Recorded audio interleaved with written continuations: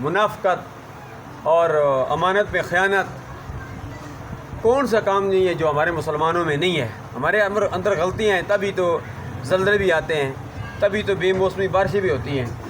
ہمیں اپنا محاسبہ کرنا چاہیے. ہم اپنا محاسبہ کریں گے تو ہم حقوق اللہ اور حقوق العباد کی پاسداری کریں گے.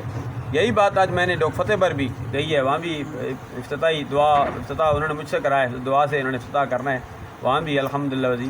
اور یہی بات میں نے ڈی سی اٹک اور ملک جاوید اختر صاحب ایم ڈی میریا ٹاؤن، مقتدر علماء کرام تھے ڈاکٹر قاضی امجد حسین کاظمی صاحب، ان کی موجودگی میں جب میں دعا کی تو دعائیہ میں میرا ایک میسج بھی ہوتا ہے.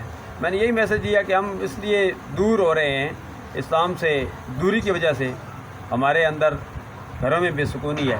اگر ہم سکون چاہتے ہیں، سکون کا ایک ہی حل ہے، میلاد مصطفیٰ کے ساتھ ساتھ سیرت مصطفیٰ کو بھی اپنایا جائے.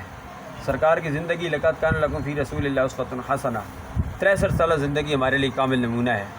آج مسلمان کا گلا کاٹ رہا ہے، مسلمان کے ساتھ بغض و عناد رکھ رہا ہے، منافقت ہے ہمارے اندر. اوپر سے ہم اور ہیں، اندر سے اور ہیں. دعا کریں اللہ تبارک و تعالی ہمیں جس طرح ہمارا ظاہر ہے، اللہ تبارک و تعالی ہمارا باطن بھی اس طرح کر دے. مسلمان کو مسلمان سے کینہ نہیں اچھا، اور جس سینے میں کینہ ہو وہ سینہ نہیں اچھا. ہم جنازے پر جمعے کے دن، عید کے دن ہم کندھے کے ساتھ کندھا تو ملاتے ہیں، لیکن ہم دل نہیں ملاتے.